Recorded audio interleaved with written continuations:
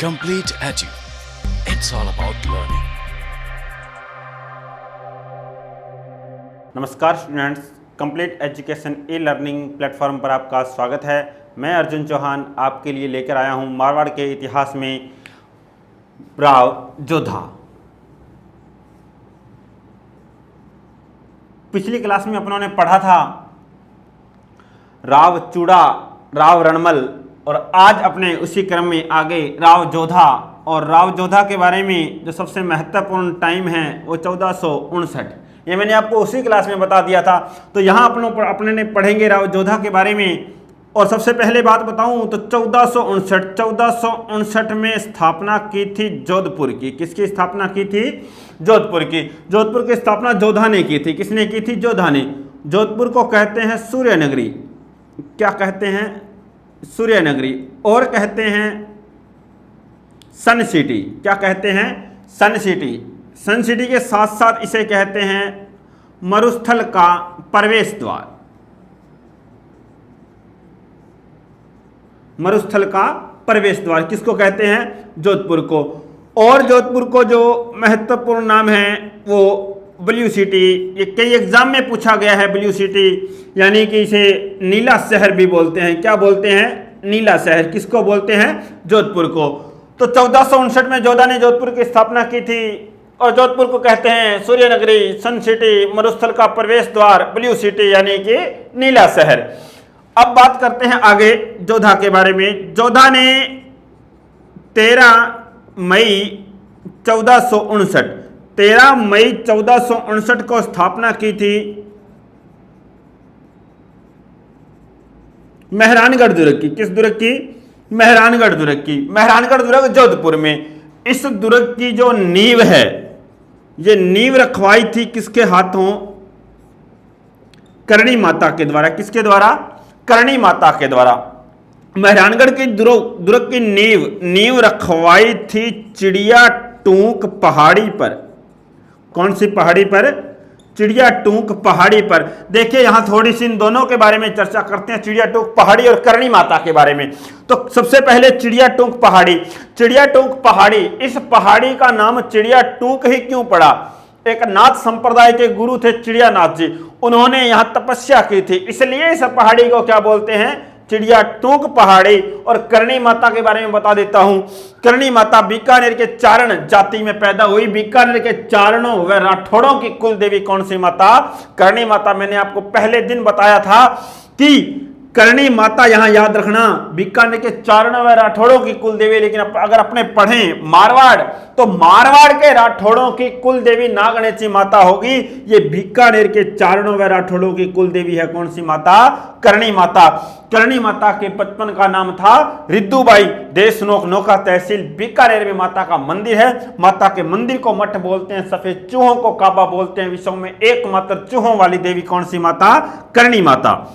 मेहरानगढ़ दुर्ग। मेहरानगढ़ दुर्ग ये बना हुआ है जोधपुर में। और इस दुर्ग को कहते हैं गढ़ चिंतामणि। गढ़ चिंतामणि।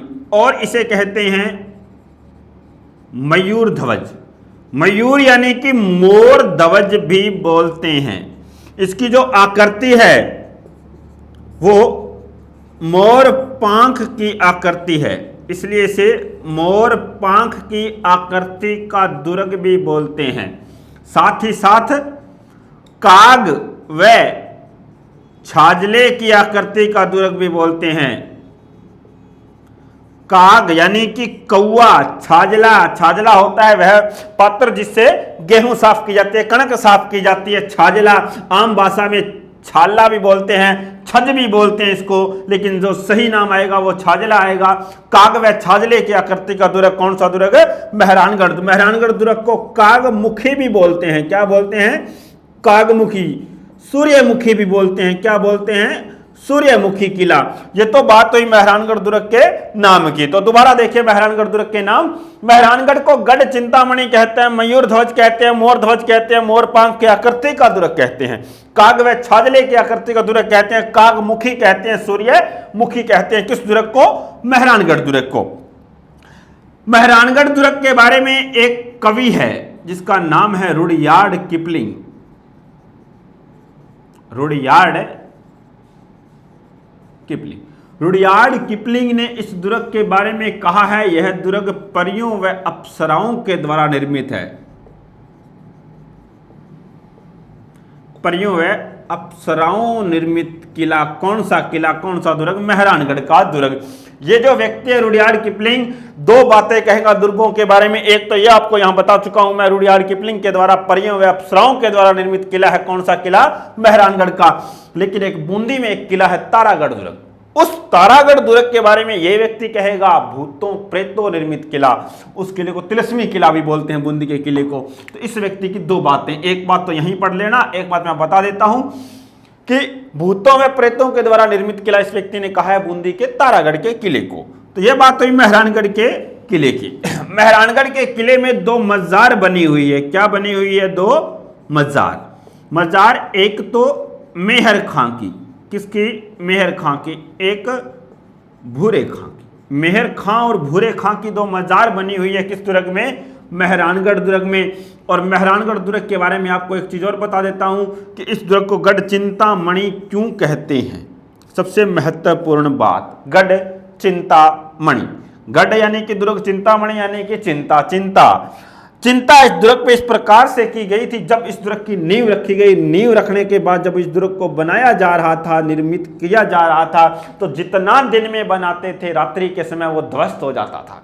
एक दिन दो दिन ऐसी बातें चली, तब इस दुर्ग पर गहरी चिंता व्यक्त की। एक तांत्रिक को बुलाया गया और तांत्रिक को कहा गया कि इस दुर्ग को जितना हम दिन में बनाते हैं रात्र में ये ध्वस्त हो जाता है, इसका कारण। तब तांत्रिक ने कहा इस दुर्ग में किसी की बलि दी जाएगी, तब जाकर के ये किला कंप्लीट होगा। तब यहां बलि दी गई थी राजा राम भांबी। मैं बता देता हूं, राजा राम भांबी, पुस्तकों में आपको इसका अपर नाम भी मिल जाएगा, राजिया। राजिया भांबी भी बोला जाता है, क्योंकि घरेलू नाम तो ऐसे ही होते थे पहले, लेकिन इसका जो सही स्टिक नाम है वो है राजा राम भांबी। राजा राम भांबी की इस दुर्ग में क्या दी गई थी? बलि दी गई थी। मेहरानगढ़ दुर्ग की जब नींव रखी गई थी तब। मेहरानगढ़ दुर्ग में कुछ तोपें रखी गई है। इनमें, इन तोपों में महत्वपूर्ण तो 3 तोपें हैं। जैसे मैं बताऊं तो एक तो किला खां, एक गजनी खां और एक शंभूबान। इनके अलावा नुसरत, धुड़धानी, कड़क बिजली और बगसवाहन, ये कुछ तोपें रखी गई थी। कौन से किले में? मेहरानगढ़ के किले में। मेहरानगढ़ का किला दोबारा देखिएगा। मेहरानगढ़ के किले के बारे में 13 मई 1467 को मेहरानगढ़ दुर्ग की नींव करणी माता के द्वारा रखी गई थी। चिड़िया टूंक पहाड़ी पर मेहरानगढ़ दुर्ग को कहते हैं गढ़ चिंतामणि, मयूर ध्वज, मोर ध्वज, मोर पंख की आकृति का किला, काग व छाजले की आकृति का किला, कागमुखी, सूर्यमुखी किला। रुडयार्ड किपलिंग कहता है परियों व अप्सराओं के द्वारा निर्मित किला है। कौन सा किला? मेहरानगढ़ का किला। 2 मजार है, मेहर खां की और भूरे खां की। बलि दी गई थी इस दुर्ग को जब नींव रखी गई थी, निर्मित किया जा रहा था, तब राजा राम भांबी नामक व्यक्ति की तोपें रखी गई है। किला खां, गजनी खां, शंभूबान, ये 3 तोपें तो महत्वपूर्ण है, याद रखना। इसके अलावा ये तोपें भी अन्य हैं, नुसरत, धुड़धानी, कड़क बिजली, बगसवाहन। और मेहरानगढ़ दुर्ग के बारे में बताऊं तो जो मेहरानगढ़ का किला है, मेहरानगढ़ के किले में जोधा ने एक मंदिर बनवाया था। मंदिर था बाण माता का, और मंदिर बनाया था चामुंडा माता का, सॉरी नागनेची माता। किसका? नागनेची माता का। नागनेची माता, चामुंडा माता। चामुंडा माता का जो मंदिर है, इस मंदिर में 30 सितंबर 2008 को मची थी भगदड़, और भगदड़ मचने से हुई थी दुर्घटना, और दुर्घटना की जांच के लिए जसराज चोपड़ा कमेटी का गठन किया गया था। इस मंदिर, चामुंडा माता का मंदिर राव जोधा ने बनाया था। और मंदिर में नवरात्र के समय, नवरात्र 2 महीने में आते हैं, एक तो चैत्र के महीने में, एक आश्विन के महीने में। जो आश्विन का महीना होता है वो सितंबर अक्टूबर के करीब आता है, और सितंबर के महीने में 2008 में यहाँ भगदड़ मची थी। 30 सितंबर का दिन था और दुर्घटना हुई थी। लगभग कहते हैं 250 के करीब लोग मारे गए थे। और इसकी जांच का जिम्मा सौंपा है जसराज चोपड़ा कमेटी को। ये जांच आज भी जारी है, याद रखना, ये जांच आज भी जारी है। इसके अलावा जोधा और मेवाड़ में कुंभा, दोनों के बीच में एक संधि हुई थी, आवल बावल की संधि। इस आवल बावल की संधि के दौरान ही मारवाड़ मेवाड़ की सीमा का निर्धारण हुआ था। क्या हुआ था? मारवाड़ मेवाड़ की सीमा का निर्धारण, इनका जो केंद्र बिंदु है दोनों का, वो रखा गया था किसको? सोजत को। और सोजत कहाँ है? पाली में। सोजत पाली को केंद्र बिंदु रखा गया था, मारवाड़ मेवाड़ की सीमा का जो निर्धारण हुआ था। और इसी संधि के दौरान याद रखना, जो कुंभा था, कुंभा का पुत्र था जिसका नाम था रायमल, और जोधा की पुत्री थी जिसका नाम था श्रृंगारी देवी। दोनों का आपस में क्या हुआ था? विवाह हुआ था। जोधा की पुत्री श्रृंगारी देवी, कुंभा के पुत्र रायमल का विवाह हुआ था किस संधि के दौरान? आवल बावल की संधि के दौरान। और मारवाड़ मेवाड़ की सीमा का क्या हुआ था? निर्धारण हुआ था। इनका केंद्र बिंदु रखा गया था सोजत पाली को। तो ये तो बात हुई राव जोधा की। और जोधा के संतानों की बात करूं तो संतान थी 5: सांतल, सुजा, बिक्का, दूदा और बिंदा। इनमें से इन 2 को छोड़ दीजिए तो इन तीनों का इतिहास कहीं ना कहीं आपको मिल जाएगा। तो जोधा के बाद देखिए सांतल बना था शासक, सांतल के बाद सुजा, और बिक्का चला गया था बीकानेर बसाने। याद रखना, क्या बसाने? बीकानेर बसाने। और जोधा के बाद अपने पढ़ेंगे राव सांतल। और राव सांतल के लिए इंतजार कीजिएगा नेक्स्ट क्लास का। और इस चैनल को लाइक कीजिएगा, सब्सक्राइब कीजिएगा, शेयर कीजिएगा अगर अच्छे लगे क्लास तो। धन्यवाद।